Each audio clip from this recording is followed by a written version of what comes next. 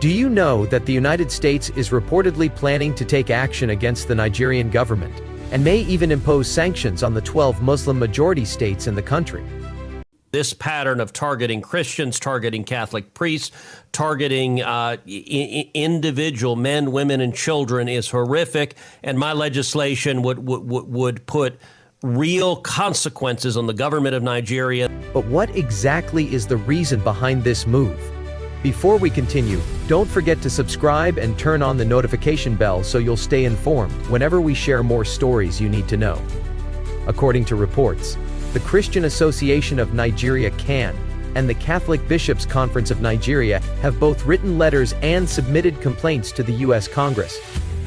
They claimed that the Nigerian government has failed to protect Christians from the violent attacks of Boko Haram, ISWAP, and armed herdsmen.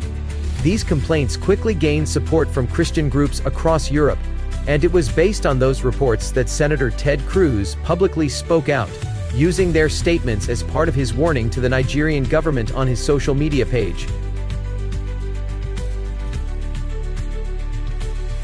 However, the Nigerian authorities dismissed those claims as false, exaggerated, and misleading. But before accepting either side, it's worth asking, what really is the truth? Nigeria is a nation where over 55% of the population is Muslim, and around 40% is Christian.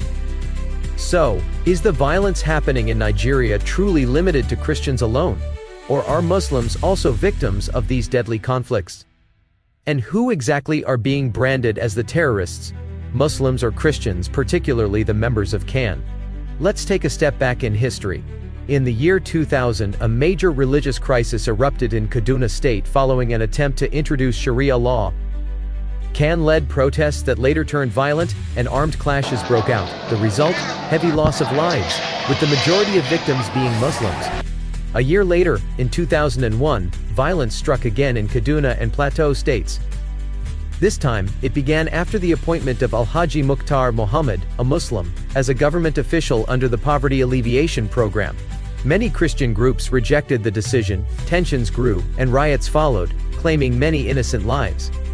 Yet no one was ever punished for inciting the violence, and no major group spoke out for the Muslims who were killed. In fact, whenever Muslims tried to defend themselves, they were often accused and arrested. Across Nigeria, countless terrorist attacks have occurred, and over 80% of the victims, statistics show, are Muslims. But what has America said about that? Very little, even when mosques were burned, or when Muslim communities were destroyed in religious conflicts. In 2023, a military aircraft bombed a crowd celebrating Maulid, the birth of the Prophet, in Tudunbiri, Kaduna State. Officials called it a mistake.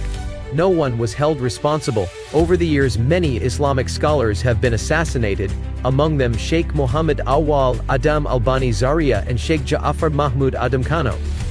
Until today, the Nigerian government has done nothing about it, and the United States has remained silent on these killings.